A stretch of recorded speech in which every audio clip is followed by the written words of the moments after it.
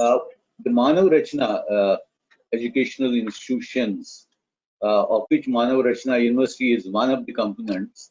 It has one deemed university, we have one state university, and we also run few schools, in fact, in the country, across the country. And Manav Rachna University is a state university, uh, which is established under Haryana State Legislature Act and is recognized by UGC. We offer about 19 UG, 7 PG, and we also have a PhD program in all the departments. All the programs, in fact, are approved by the respective regulating bodies, and the university has also been certified as QS1 gauge gold rating. The university has an incubation and innovation cell and has been ranked as the 4-star rated by MHRD and AICTE jointly. And we do upgrade our curriculum and to keep it most recent and relevant. We have included artificial intelligence, machine learning, data analytics, mechatronics, robotics, nanotechnology across all programs so that our students have an edge and are conversant with the recent developments which are taking place in the country, across the globe, in fact. We also keep on training our faculty members in the latest pedagogical approaches like active learning, collaborative learning, cooperative learning, and they also work in real projects and keep on monitoring how things are happening to make this education in our institution, in the university, and as well as in other parts, other institutions, as student centric. We train our students, in fact, which is one of the significant things, uh, by having UG research component associated with our curriculum. And this research is carried out in our research clusters, centers of excellences, which have been established with the support of our industry. We have centers of excellence like product design and development, air conditioning, arbitration and dispute resolution, and peace and sustainability, under which this program is being organized. We have this, in fact, during this period when the COVID came, we were already prepared. We had a platform where all the things were being done, maybe partially, and we were not really using it to its full capacity. But as soon as this was announced, this problem arose, we immediately shifted to this platform, and not even a single day was lost in our teaching learning process. We have gone for delivery, we have gone for assessments, we have gone for evaluation, and finally the result also.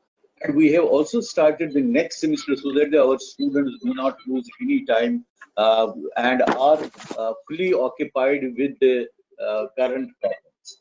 Now, coming back to the topic of the webinar, the climate change and the threat to peace.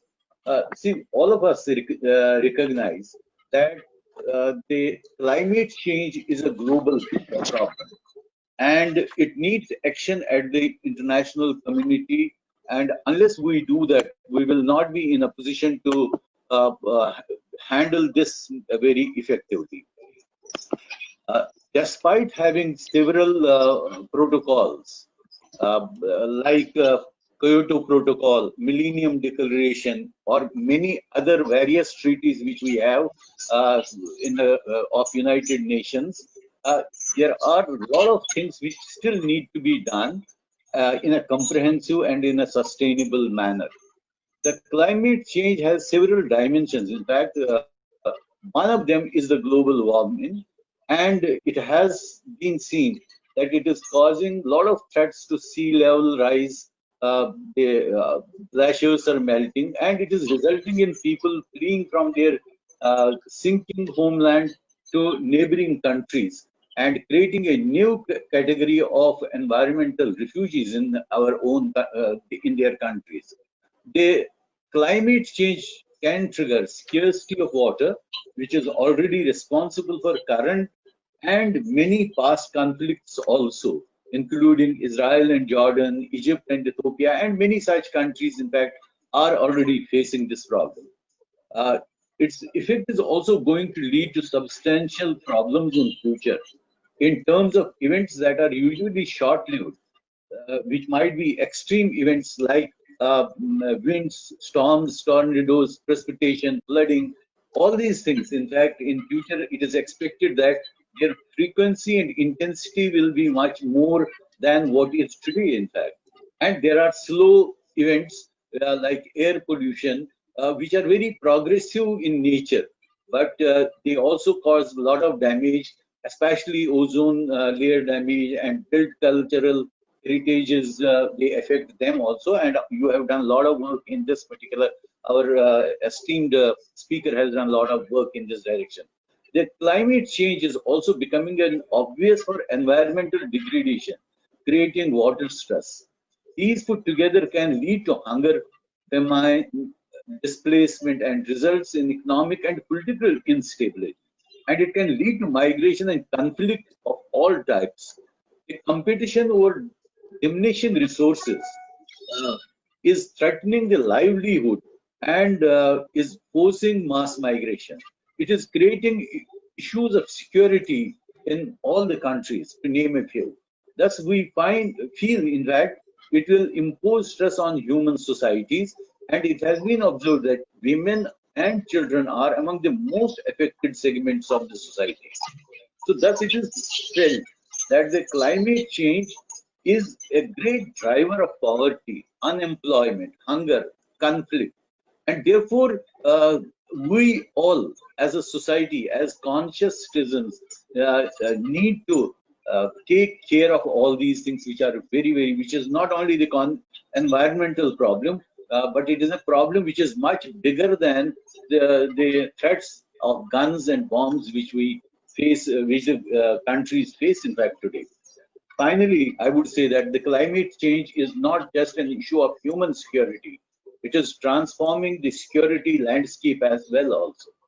For the benefit of listeners, I request our expert speaker, Dr. Shinde, to kindly also enlighten us on some of the measures which are being taken at the global level to combat the risks that climate change poses for peacekeeping, peace building, conflict prevention activities, and also the developmental interventions which are being done but are not so effective. Before I invite our esteemed speaker to speak, may I request our Chancellor, Dr. Prashant Balaji, to welcome our speaker, Dr. Rajendra Shinde ji, with a few words. Before he speaks, I would just like to talk about Dr. Prashant Balaji. He is the Chancellor of Manav Rachna Educational Institution and also Chancellor of Manav Rachna University, of which I am one of the members. He is President of Manav Rachna Educational Institute all across the country. He is President of Manav Rachna International Schools. He is Treasurer of Educational Promotion Society for India. He is member of Confederation of Indian Industry. He is President of Faridabad Now Chetana Trust, which was established by Dr. O.P. Bala Foundations. He is Director of ERA Foundation. He is Chairman of National Council on Education of SOCHM India, and many such posts. May I request Dr. Bala to kindly speak few words. Thank you, Bhatt. It's indeed an honor and privilege to welcome Dr. Rajendra Shinde ji, who is the coordinating lead author of a special report of Intergovernmental Panel on Climate Change, and who shared the Nobel Peace Prize in 2007 with Al Gore and is the recipient of prestigious Nobel Peace Prize citation. Thank you, sir, for accepting our invitation on behalf of Manav Rachna Educational Institutions. A heartfelt thanks and a warm welcome. Dr. Shinde is an IIT Bombay alumnus and is a former director in the United Nations Environmental Program. He is currently the chairman of TERI Policy Center dedicated to community actions on SDGs and climate crisis. He is the Government of India's nominated senior expert for technology and economic assessment panel of UNEP. His list of global and national awards also includes 2 awards from USA on climate and ozone layer protection, 1 from the United Nations Environment Program, and Lifetime Achievement Award. Thank you, sir, for accepting our invitation. And we all are experiencing a big challenge in our lives, the threat of COVID-19, which obviously hasn't yet evaporated from our minds, and the challenge with Amphan, the cyclone that we all experienced, and its impact. I think gradually, even Bhatt pointed out that maybe one of the days when these extreme disparities were attributed to the nature's whims, maybe now everybody's understood that the human activated climate change and the behavior that we all are like really displaying is also one major pivot in whatever is happening in the environment.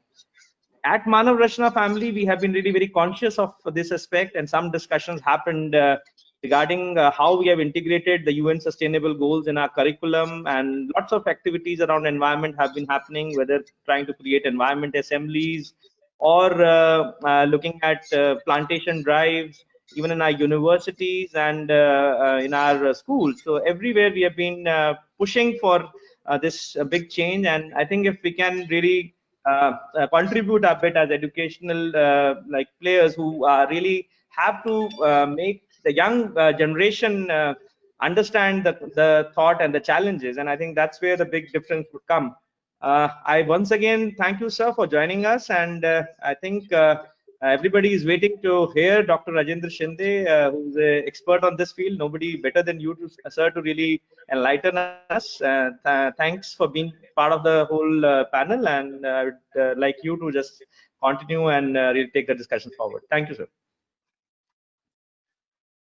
Namaste, Dr. Prashant and Dr. Amit Balaji, Dr. Sanjay Srivastava, and Vice Chancellor Professor Bhatt, whom I knew quite well in his earlier career. I also, though I don't see her, Madam Geeta Thakur has been organizing this event. And namaste to all of you whom I am meeting virtually. Having spent my 2 decades in United Nations, I'm not now quite used to start my any speech, anytime, anywhere in the world with a sentence like this. I'm delighted to be here with all of you. But I'm not going to say that to you today. We all know very well that there is nothing to be delighted about what is happening around us today. We are in unprecedented, unpredicted, and unknown territory and a crisis for which we are grossly unprepared. If at all I have to find a replacement for the word delighted in my first sentence, I would use the word embarrassed or humbled. Or if I want to use a strong word, I will say we are all ashamed to be talking to each other today. And there are strong reasons for that. The whole humanity in 21st century, we are claiming that we have predictive artificial intelligence. We invented it. But we should be embarrassed or ashamed not to predict the corona-related epidemic, which has now become pandemic. All the modern world today claims that we have a preparedness 24/7 for launching our nuclear missiles to save our national borders. But we should be ashamed that we are not even prepared with hospital beds to save our friends, fellow beings, and the citizens. We are also claiming that we invented what is called as the Internet of Things so that we can monitor and assess this deep space, universe, from remote from our offices, from our houses. But the society should be ashamed that we have not invented or we cannot do a thing on the internet to counter this micro virus that is ready to take on all of us. And we have all the intellectuals around us and all the people who know how to talk well, including me. We all claim that we live in a knowledge society. That is a word. But we should be ashamed and embarrassed that we even cannot very well understand this micro virus in general, leave alone the coronavirus. Because the virologists today, if you go on the internet, all of them are debating whether this virus is a living entity or a non-living entity. The virologists are still debating on it. They say we know everything about bacteria, but virus, well, may be living, may not be living, maybe it is a parasite. How can we say that we are living in a knowledge society today? I do definitely feel that we are calling ourselves with a fake ego, like a fake news.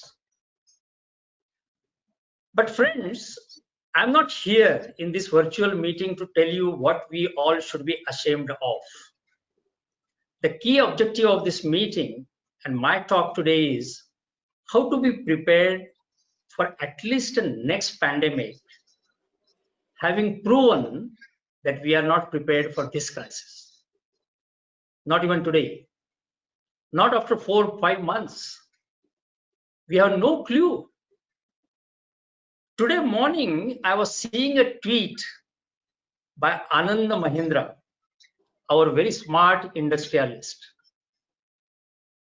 And he was tweeting that there is another infectious disease which is spreading fast, and that is called as a webinar. And in his typical humorous style, he said, nobody is even attempting to invent a vaccine or discover a vaccine for that. I totally agree with that.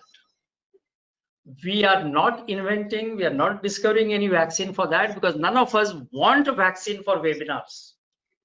We want to just enjoy our freedom in lockdown.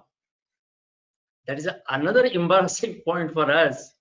And I feel that we should now reflect at least past 20 years, for near 19 years since the 21st century has started. And let me take you there.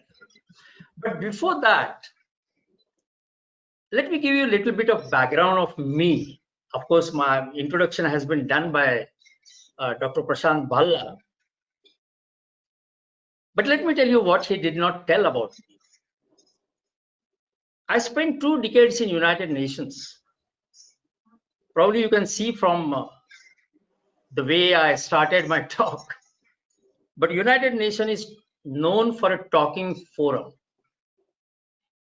But the forum where I worked in, and it is called as Ozone Action, for which I was a director. That was an action-packed program. Many of you may not be knowing now that it was a great success story, because successes we forget very easily. And the scandals and the failures, we remember it very well. That is another human characteristic of it. But I handled what is called as an ozone depletion crisis in United Nations. I handled it for 2 decades. I developed a program called as a capacity building of developing countries to implement the Montreal Protocol with the objective of protecting our life shield called ozone layer. I joined United Nations with that program, and once that program is almost over and successful, I left United Nations. The ozone layer was on the way to recovery. So unlike climate change, which is the topic today I'm going to speak on, and draw a parallel between COVID-19 and not give you an analytical description of their parallelity, but trying to say what we can really do as an individual, as an institute, and as a society. I just would like to say that that particular action platform put the ozone layer in a recovery state. Let me tell you, ozone depletion was another pandemic in 1990s. And because we successfully handled it, people have forgotten it. But not United Nations, because United Nations have lessons to give there. And today I also speak, though I'm not a member of United Nations staff, I'm still serving on their number of bodies. So as a representative of those bodies, I want to say that those lessons are extremely useful in handling COVID-19, as well as, according to me, coming up the crisis now, the coming crisis, which is lingering just outside our door. It is waiting to enter, and it is hanging there. But we are not able to recognize.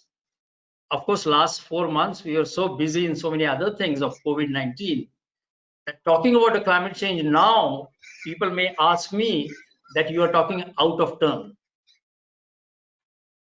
But let us see that now, having decided that we have to learn, we have to live with COVID-19, the coronavirus, it is time that we have to find out how to tackle the climate change, and whether the time will come that we will also one day resign and say, let's live with the climate change, because we cannot tackle it.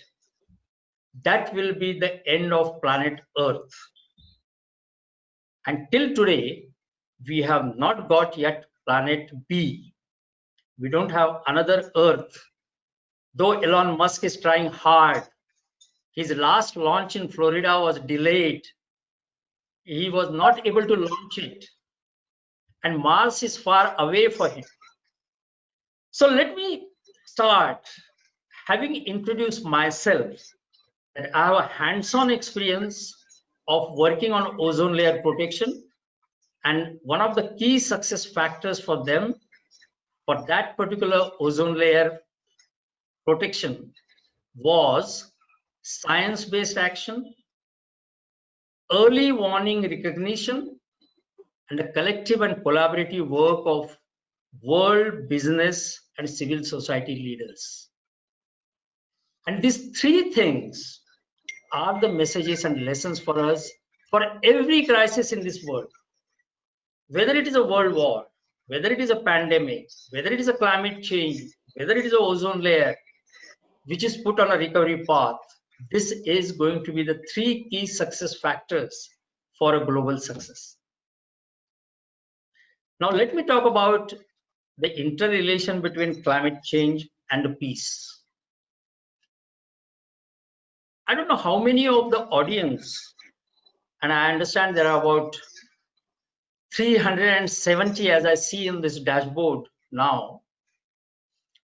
I don't know how many of these 370 still remember a 2010 incident in Tunisia, where one fruit vendor called as a Muhammad Abu Azizi, he was selling his fruits in a busy market in a town called Sidi Azizi. And the police came and confiscated all his fruits from his mobile shop. What he did not grease the hands of police. He just poured the petrol, which is very easily available in Tunisia, on himself and put a flame to it. He burned down. He died. That was in 2010 December, was a starting point of what is called as Arab Spring. that Arab Spring spread in whole of Middle East, including Saudi Arabia, Bahrain. I'm not only talking about Syria, Yemen, and Iraq, who are even today are war torn. But even a better known Muslim cities, the Arab Spring taught, and there was a revolution and societal upheaval because that site was very bad. But it is not only the site. What happened before was shocking.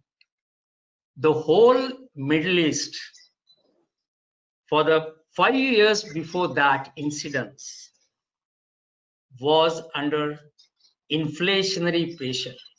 The food prices were going up. Russia and some of the European part were unable to give the grain and the wheat to the Middle East. So prices were going up. The difference between the rich and poor was increasing. Inequality was very high.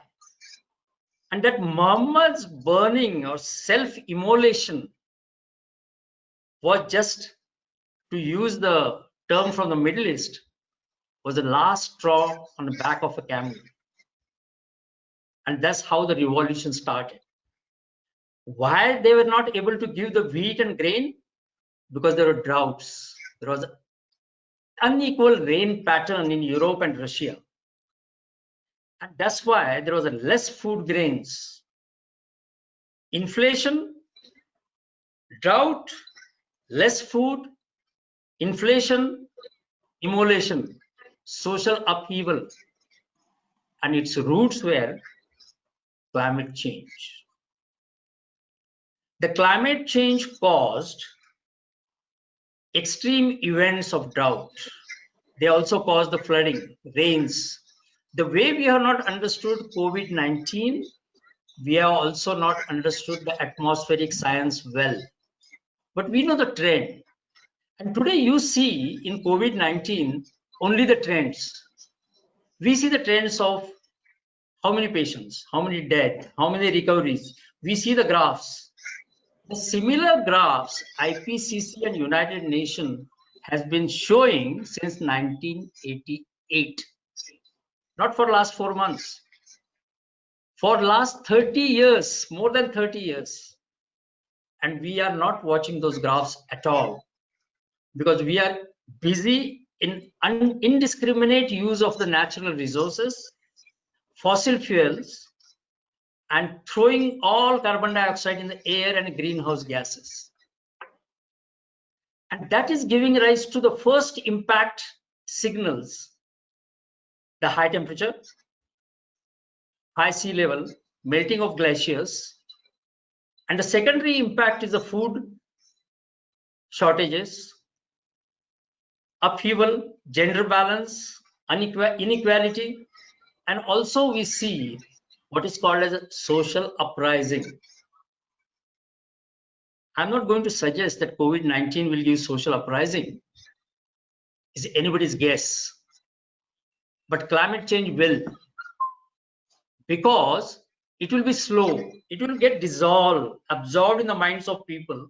And only when, if you look at the history of the, what is called as an inqilab or history of revolution, it has a last straw, but it keeps on building up over the years.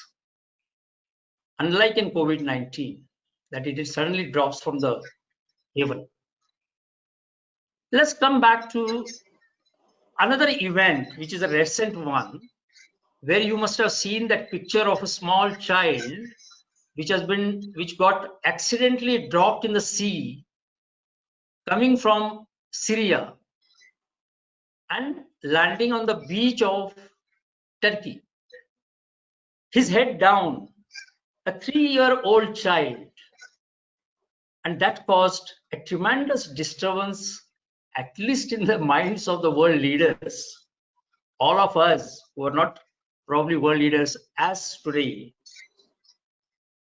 we of course got touched, but even world leaders got touched. They got together and started understanding, and the theory was put in, which was then what is called as internalized in a policy making, that the root cause is a climate change. So this is the climate change issue which went to the Security Council of United Nations. Of course, the draft was watered down because there is a lot of politicking which keeps on going on. So Security Council had a draft which was watered down on climate change. Ultimately, they decided that climate change should be one of the undercurrents for our policy making in the country. But that's all. Nobody took any serious action. Until 2019, our carbon dioxide emission, the rise in temperature kept on increasing. So we are living with the climate change, we are living with the violence, we are living with the inequality, and we are living with what is called as, we are incubating. I think that is a word which most of the young students and the education institutes understand now. We are incubating social revolution because of the climate change. And maybe some of you must have wondered when Dr. Prashant Bhalla said that 2007 IPCC won a Nobel Peace Prize. No, look, IPCC analyzed the science data. It's talked about impact and it talked about technological solutions. Why did they get the Peace Prize? Anytime it occurred to you, and the answer was given by IPCC as well as Nobel Peace Prize organization in Sweden and Norway, saying that climate change is a root cause for disturbance in a global peace. And IPCC is pointing out that, and that's why they deserve the Peace Prize. I don't know whether you remember when Ban Ki-moon, the former Secretary General of United Nations, when he took over, his first trip was to Antarctica. You remember Kofi Annan, another Secretary General, past Secretary General, when he took over, his first trip was Darfur, some of the war-torn areas, disturbed areas, Afghanistan. But Ban Ki-moon went to Antarctica. Now, all New York Times and Guardian and the BBC started telling him, is he doing tourism there? I mean, there are so many violences taking place and he's not going there and he's doing there. And he explained to the journalist that I am visiting the place which is the origin of World War III. The moment the glaciers, the Antarctica, permafrost, Siberian permafrost, and Arctic ice, when they start melting, and due to the high temperature of the sea also, sea starts expanding, the level of the sea on a coast will start increasing.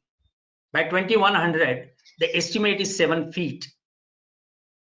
Well, the 7 feet, people say, oh, even the waves are more than 12 feet. So 7 feet is not much, but that is the average level. There is a modeling has been done with 7 feet increase. 200 million people will start migrating from coastal area to the safer area. Now, where will you locate this 200 million? Where will you habitate them? Where will they reside? At least the total people today, because of COVID-19, going to the villages, have their homes. Now, these guys, which will have not only the villagers, but have the only home in a coastal area, where will they go? So that is the relation between the climate change and the peace. To end, and I believe that Geeta ji has given me about 30 minutes, and I'm about 20-25 minutes. I'm going to wrap up in 5 minutes by giving you action plan, because that's where I come from. I come from not a talk shop, and we already started that in the university campuses. And Mahatma Gandhi has said, be a change which you want to see in a society. So we have to change ourselves. Now, many people who will ask me the question at the end of this session, saying that, oh, look, the carbon dioxide emissions has already come down by 17% because of COVID-19. Sky is blue. The birds are chirping.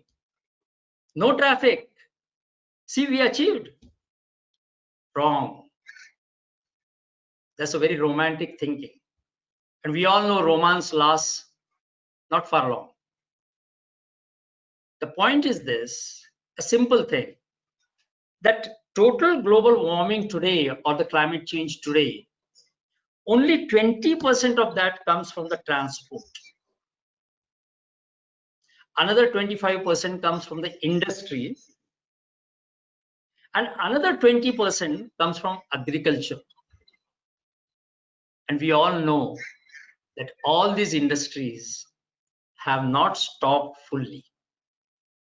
We have been getting food. Who delivers that?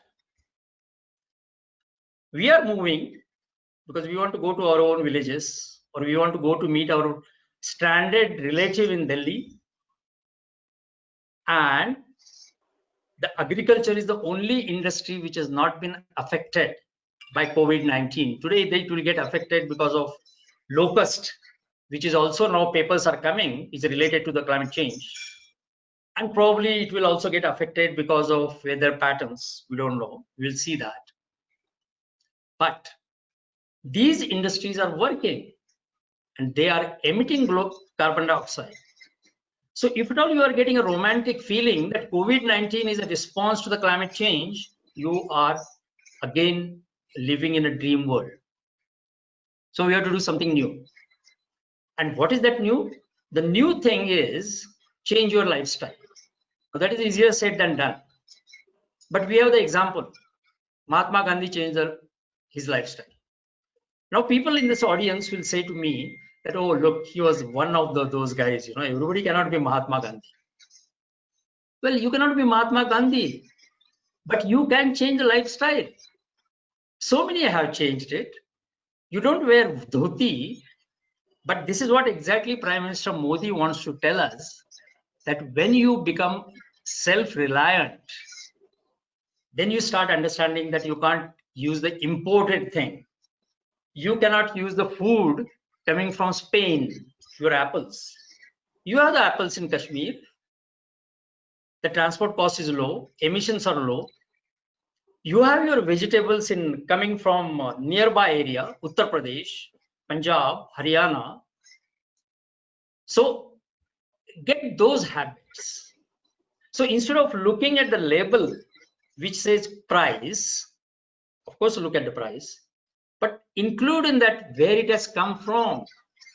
Maybe it has come from Faridabad agricultural fields, and you should prefer that. And that lifestyle is very important. That doesn't take much. I live in a farm where I grow my own food, which is organic. People should not say that, look, you have a farm, everybody cannot have farms. But look, there are vertical farms which are being done in the apartments now. You can have your own vegetables, maybe partly, maybe 15%, maybe 50%. But we have to start making change because IPCC has said you have to become carbon neutral.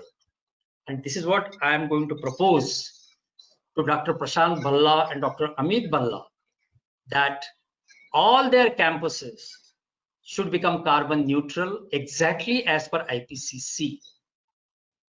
Your carbon emissions from your campus should come down by 50% by 2045 and 100% by 2075. I'm sure, because 2 minutes or 3 minutes talk I had with Balaji's and Bhatt Saab, I understood that they know more about sustainable development goals than I know. So if you have that knowledge base developed, I don't know why you can't become a carbon neutral. You can become a carbon neutral even before what IPCC says. And if you start doing that, then you started preventing the next climate 30 instead of COVID-19. And you start understanding what this climate is. And I'm going to stop here. I, of course, would love to come to Faridabad campus and talk in more detail with a typical PowerPoint presentation. But then I would like to come there to start action and not just a talk. So I would like to take your permission to say namaste and stop my talk and ready for questions.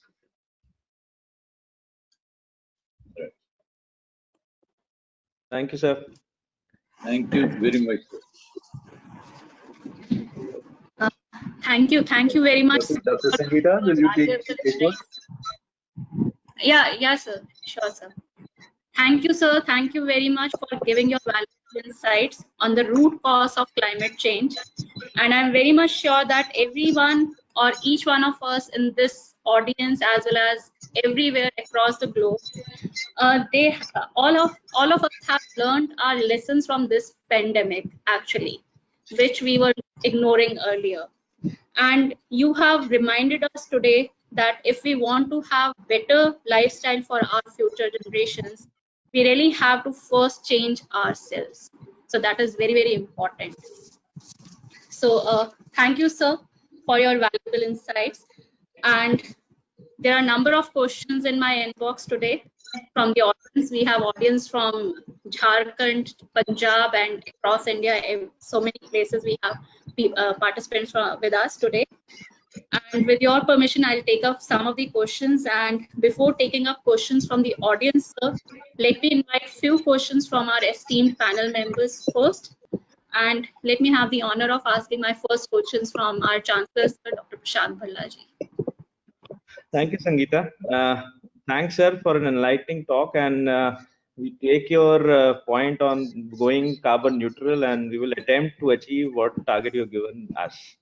I think my one thing that comes in my mind, which I want to put across, that I think when people really become self-centered and they are within their own boundaries, I think somewhere their greed increases, and maybe that is the reason we see that we are not really looking at common good, and maybe that is one major reason that our focus shifts, and we are more internal, and we are more focused on our own internal own requirements. And don't you feel that this is one thing that has been a major cause of issues around climate change that we've been talking about? I think yes. I think the simple answer is affirmative. That the famous saying of Mahatma Gandhi, that this earth has everything for one's need, but not for greed. And that is true. I think we are already crossing our planetary boundaries to satisfy our greed and extracting the resources. But go a bit deeper into it. Is it because, can we only blame industrialists for profit making, or can we blame only those individuals who want to get more and more money? That's what is happening. I think our society is being graded based on certain achievements that they get. And everybody is greedy about those achievements. Now, I'm sure Manav Rachna grades the students.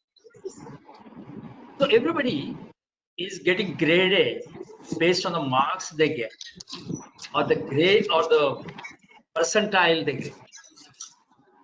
I think the greed for whatever, it's not a greed only for money, greed for resources, greed for marks, greed for food, or eating more, starts from the bottom up. And that's why I think the role of schools and universities is very important. Of course, somebody can keep on saying that without grades, how can you judge a student? Well, I'm not an educationist, but I'm sure knowing a couple of hours with you, I feel that you are best judge out of that. You will be able to groom a society which doesn't look at greed, but it looks at well-being. And that is the SDG number 3. There's a well-being of the society. That's what we are looking for. So we are not going for artificial intelligence, which is a fake ego, because we have failed. We didn't even predict epidemic. So what kind of artificial intelligence we have? So I think the greed has to be taken from there. And I do believe that greed is the root cause for that, but it can be tackled. I would like to extend my response by one more thing, which is a very important thing. Everybody is rushing for developing a vaccine. And as per the latest statistics, there are 99 research laboratories which are working on that. And in India, I think, I don't know, every day the paper number changes, so many labs. But why they are racing? I mean, it will be embarrassing to say that they are racing for money for me. And I don't want to make that kind of a statement on this platform. Maybe they are doing that. But how many of them, except probably the Serum Institute in Pune, have said that that vaccine we will use for public good and it will not be patented? We get carried away by the patents. We say that my institute will be recognized by the number of patents I give. Wrong thing. I don't think that's true. I have my personal example where I fought with WIPO in Geneva and say that how these patent laws need to get changed. If you start making money just because you patented it, the greed starts from there. So I think the important thing is today the whole world should declare that whoever develops a vaccine, United Nations say that they will never be patented. Anybody who wants to manufacture that, they can do it. I know this is a very ideal thing to do. People may oppose to my ideas. But when you face with a global crisis, what else you can think of? That would be my answer. Thank you. Thank you. Thank you very much, sir. I think nobody would have better explained to us this other than you, sir. So now I would request Dr. Amit Bhalla, our Vice President MREI, to please ask his question to you, sir. Sir, my question is, for my students and my teachers, what role do you expect from a student and from a teacher to prepare themselves for this climate change? How to be a responsible citizen, how to be a responsible teacher, so that this struggle and fight for climate change, we can work together on that. Good question. And don't expect from me an answer saying that we should start using bicycles from tomorrow. I'm not going to suggest that. Of course, if somebody wants to use a bicycle, he can do that. But that is not the answer for the climate change. The climate change action is defined by IPCC. And IPCC is a body of more than 4,000 scientists spanned across more than 80 countries who have come to the conclusion with a modeling that you have to get carbon neutral. Now, I mentioned about getting carbon neutral. Carbon neutral doesn't mean that you stop the emission. Carbon neutral means that if at all you have something essential by which the carbon emission has to happen, try to develop a sink so that carbon dioxide is absorbed. See, the nature has already created sinks for us. The ocean is a big sink. So nearly 60% of carbon dioxide which is emitted today is absorbed by the ocean. So thankful to ocean. We don't pay anything to ocean for that. We in fact put the plastic as a gift to them. All waste plastic goes to ocean. That is our way of giving a gift, the human beings, to the value that nature gives it to us. You can. I have few questions. I thought I must present before Dr. Shinde because he has given such a fantastic talk, such fact-based, simple, lucid, full of humor, wit, and yet at the same time, he has given many food for thought to all of us. Dr. Shinde, I come from a school of management, and whatever we do together because Manav Rachna University and International University, we have coexisted campus. So let me ask two questions to you. And it has been a while since climate changes was recognized as one of the greatest long-term challenge to international peace and security because it impacts livelihood, security, and resource availability directly. Sir, I come from a school of management, so my question is a little different. Now it will be the most vulnerable and the least able to cope up with the who will be hit first and how. There will be no choice between a stable climate and the fight against poverty. Without the first, the second will certainly fail. Now my question, which one from Bhatt Saab's side and another from my side, how should our country can prepare for a climate change with a sizable population which are under poverty? And my second question, that how, which is partially asked by Amit in the context of our university, and how should every individual prepare for this climate change, and that is slowly and steadily headed towards us? Our Dr. Amit also talked about similar things about what institute can do. So we can also cover that because that was left half of it. It was done half done. So let me come to the poverty, which is difficult, and knowing that you are from the management graduate and I'm not from the economic side of it. Because, you know, after going to United Nations, we as a group of United Nations Environment Program, we developed our own economics. So you management experts will start laughing at it. But we did. We feel that this Keynesian economics is the one which is wrongly understood by all the management and economists of today. Because Keynesian basically was a social philosopher. And then based on well-being of the world, he proposed certain propositions which the people interpreted as a demand, supply, and all these things today. But that is not the case. He never talked about the capitalism as the one which today the way China understands it. It is made as something which is a well-being of all the people. And I feel that if you change our way of economics, which is, of course, I'm talking through my hat, not a practical thing. Knowing that all great experts like Raghuram Rajan and all those things are proposing the theories and all that, it is very difficult to talk about United Nations theory of what is called as green economics. And that green economics, the institute should start teaching right away.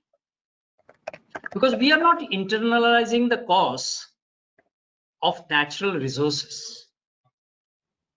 Today, we take the cost of iron ore. You know what is the cost of iron ore? It is the cost of the labors which are required for extraction, the machinery, the transport to the steel plant, etc. The cost which is given to the government, probably, those kind of things. I don't think that is the cost of the iron ore. It is a common good for everyone.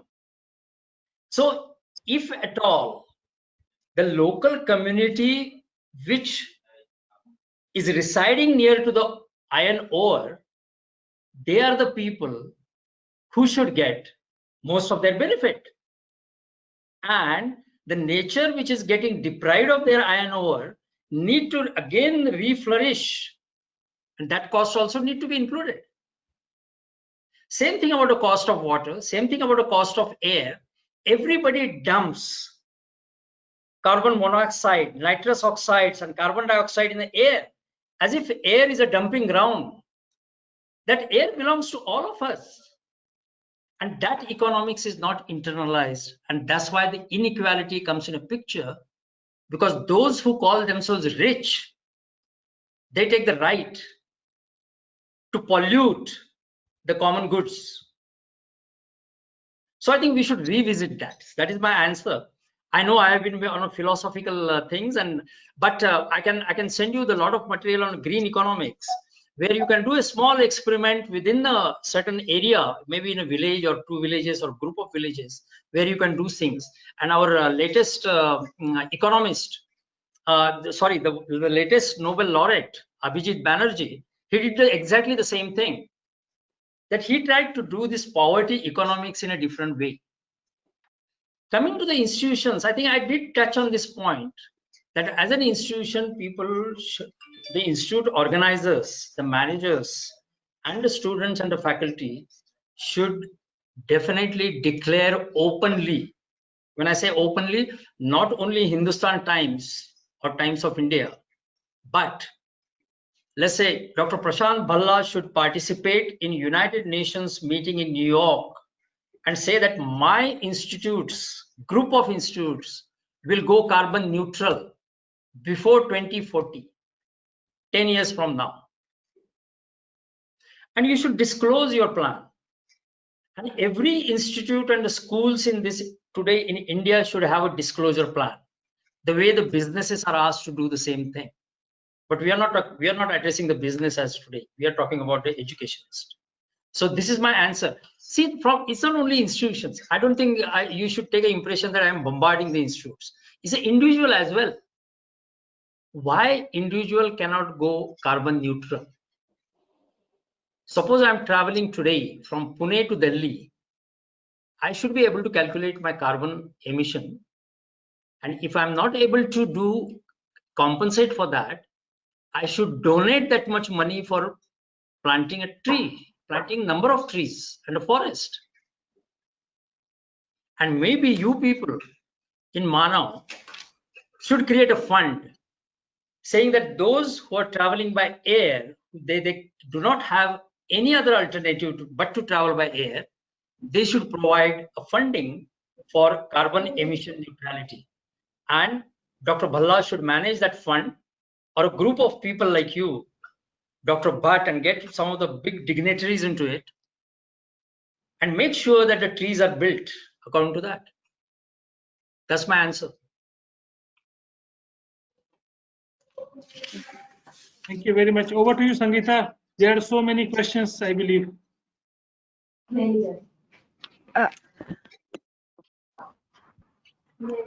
Hello. Yeah. Yes. Thank you so much, sir. On behalf of Manav Rachna Educational Institution and on behalf of Manav Rachna Center for Peace and Sustainability, I really would like to express our gratitude for this wonderful session. And sir, actually, you have provoked that insightful thoughts, and you definitely gave a treat for a thoughtful treat for us. Thank you so much. Now here we have got so many questions from the participants as well. I request Kamna Sagar sir, Dr. Kamna Sagar from Jawaharlal Nehru University. I will just mute him and he can raise his question. He can ask his question. I request Kamna Sagar that he can unmute himself and can raise the question. Or Dr. Arvind Singh sir from Guru Govind Singh Guru Govind Singh Institute, Chandigarh. So if they can unmute themselves. Just a minute. Hello. Yes, sir. Yes, sir. Please go ahead. Hello. Yes, I Hello. can hear. Yes, sir. You are audible, sir. Please ask your question, sir. Hello. Hello. Kamna Sagar, sir. You ask your question, sir. Yes. Okay. So my question is to Dr. Rajendra Shinde. Is that in spite of maintaining the evidence that the climate will have also, devastating the consequences for humanity over the next decade, government and civil society have been so far less, engaged in adopting the effective measures to adopt the dangerous climate changes. So I want to ask that what major changes our government is want to require and how it can be implemented in our society. Because because recently there's so much of the people is going to their hometown, and the economic is also becoming so devastated. So is there any provision which is being implemented by our government in a proper way, or should we have to wait till the end of this year? Thank you. Okay. Sir, would you able to hear? Yeah. Yes. I will repeat the question, and probably Dr. Amit Bhalla Saab can say whether that is the right question. I think the question in a simple term, if I understand it, probably the one who asked the question can mute the mic. Okay, sure. Participant को mute करने के लिए कह दीजिएगा. हाँ, ठीक है. I think she asked the question that today we are in a difficult situation, COVID-19. Maybe there are some additional difficulties because of eastern side is under hurricane, and then we have a central and northern India under the locust. So how can we continue our efforts in terms of climate action? Is that the question? Yes, sir. Okay, Yes, sir. all right. Yes, sir. See, my frank answer would be, my friends, you can unmute your mic. Yeah, I think my frank answer to you would be, we should all wait till the condition gets normal. Because I think, frankly speaking, I'm not an environmentalist. I don't want to say that at any cost we should start taking action on climate change right away. I'm not going to say that. I think we have a humanitarian crisis. We have a health crisis. You have the crisis at the planetary level. And it is important for us to control it, if not get rid of it. And when we get the grip of it, then we start thinking about taking action on climate change. Having said that, I would say that, and I'm sure Dr. Bhalla Saab, Dr. Bhatt, and Dr. Srivastava also would agree, that this is a time where we are locked down. So we have been given an opportunity to reflect. This can be used as a planning. So not everyone is trying to develop a vaccine. Neither everybody is not in a health system resolution of problems. So those who are not probably can contribute to resolving climate change issue by starting what is called as developing a blueprint or an agenda or a roadmap for how we should get carbon neutral. And because we don't have a pressure of examination, of going to the school and doing maybe, I mean, I don't want to undermine the students. They are probably more busy than what they were before. But at least some of the faculty who are working on climate issues and all that, they probably have enough time to reflect on it and give the students an exercise to develop how the individual can become a carbon neutral and how institute can become a carbon, and develop that plan not as an academic exercise. As soon as you open, start implementing it. And you should implement. You people are lucky because you are very near to the capital of India. You are very near to the Niti Aayog, and Niti Aayog is the one which is in charge of the Sustainable Development Goals. And SDG number 13 is related to the climate action. So you should prepare that plan and go to Niti Aayog and tell them that, look, as soon as COVID-19 is under control, this is what we are going to do. That will be my answer.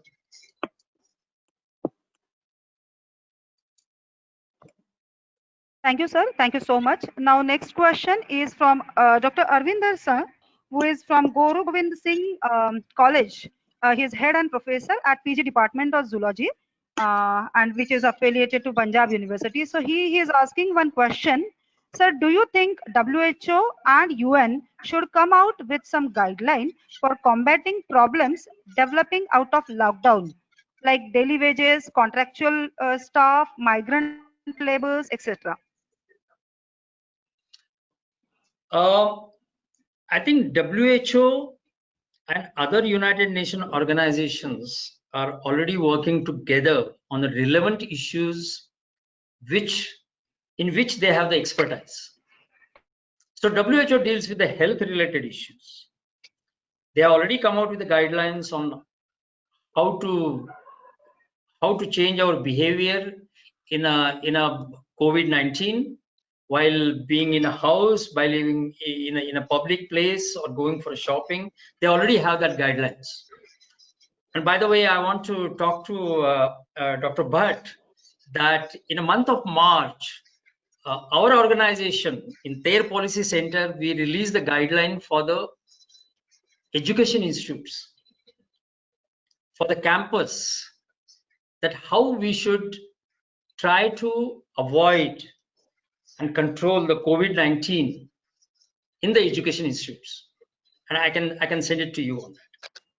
But you talked about much more than that. I think you talked about what to do about the labor crisis, the economics, and all those things.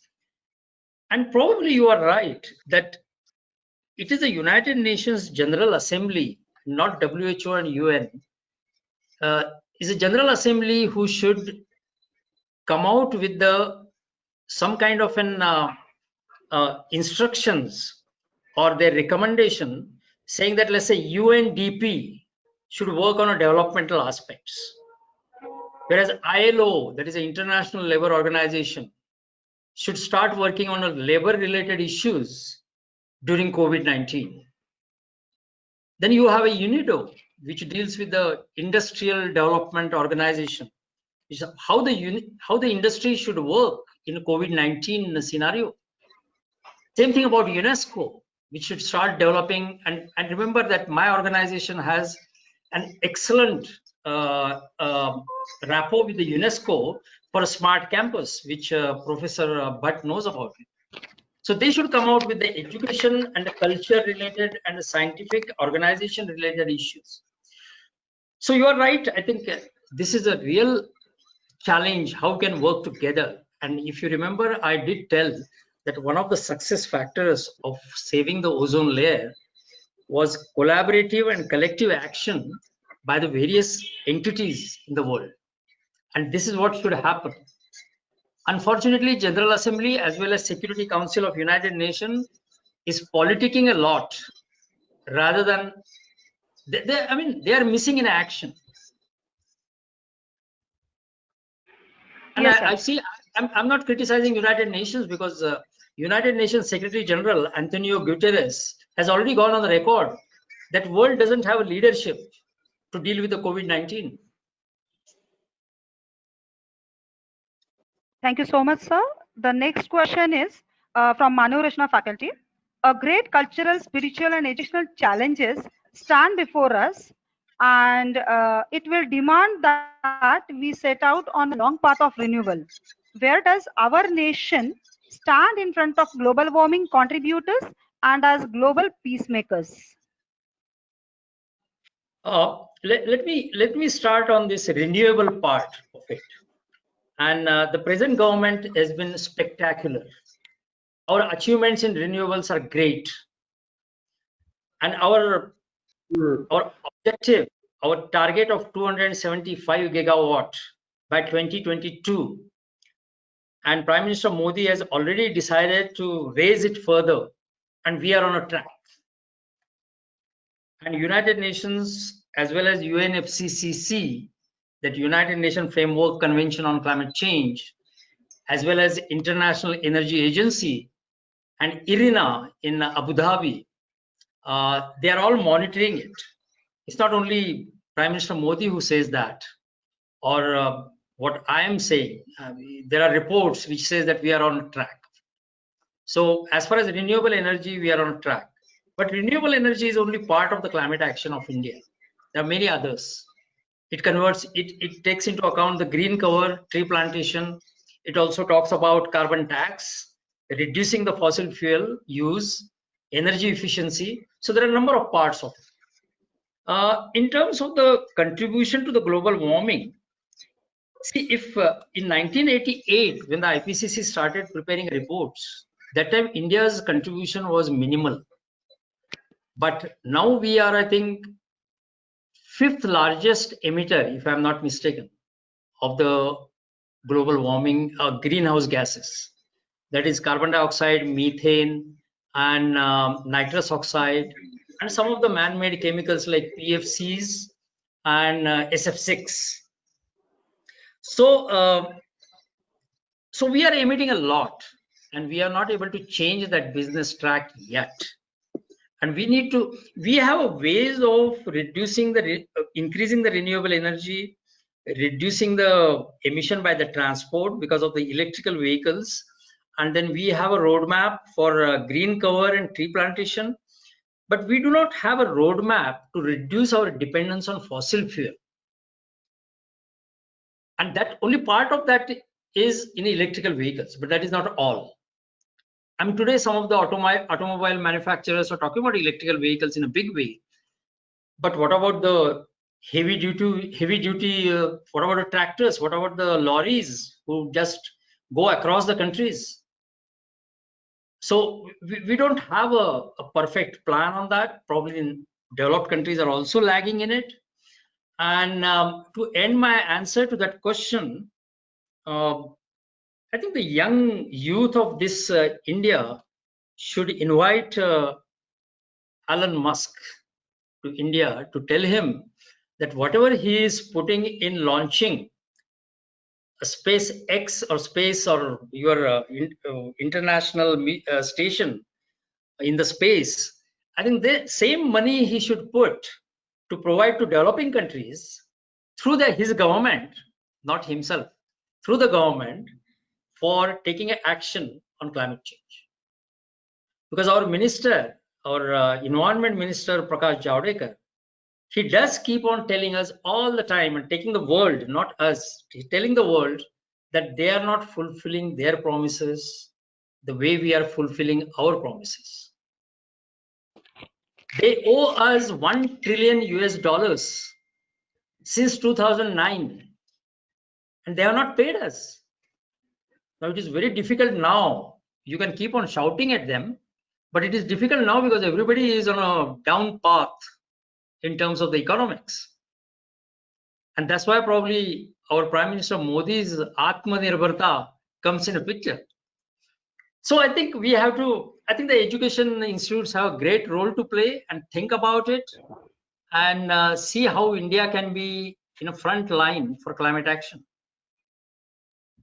Yes, sir. Actually, I'm sure everybody would agree to me that you have provided us a bouquet of thoughts and actionable points to arrest the negative trends of climate change and enhance achievement of SDGs. So we all, Manorashna people, all we are indebted to you for your guidance and motivation to contribute our bit to achieve peace through attainment of SDGs. Thank you so much, sir.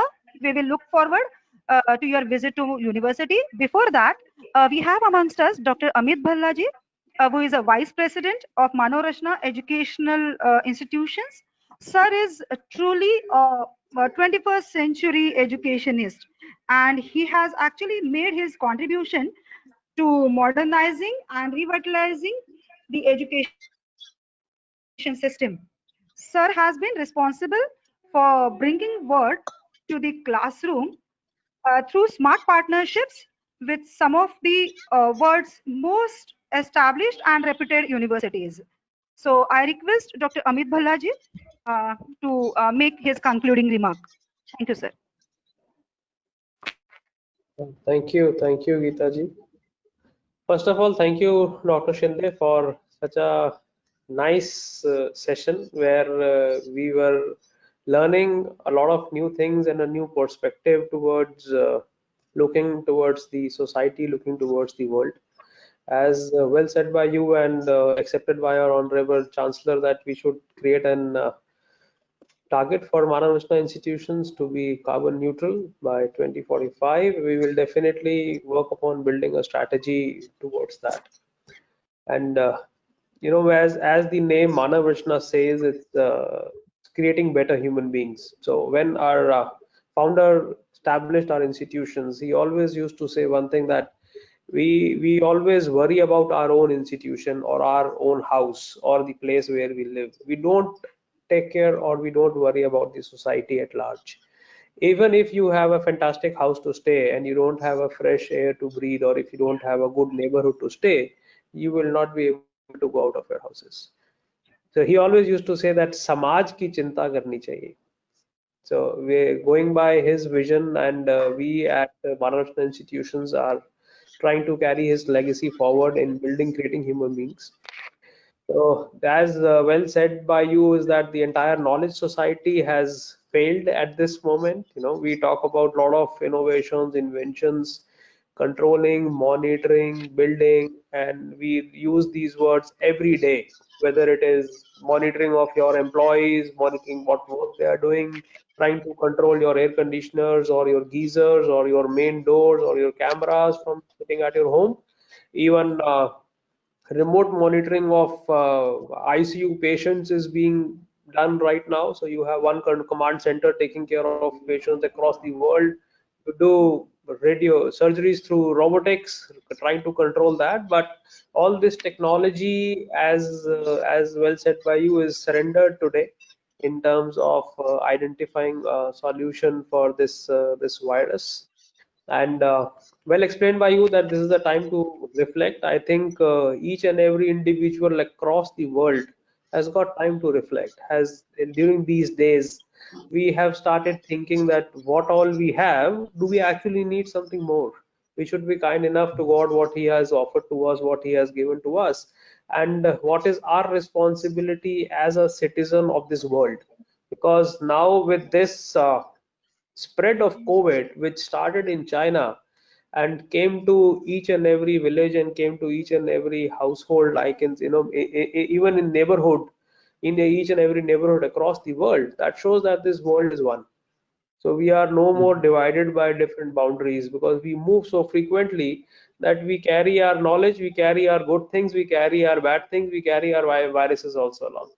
So this has given us a set roadmap for the entire world, where I personally feel that these boundaries have been removed, and you might need a world task force towards climate change, where everybody is reporting or responding towards the same action plan.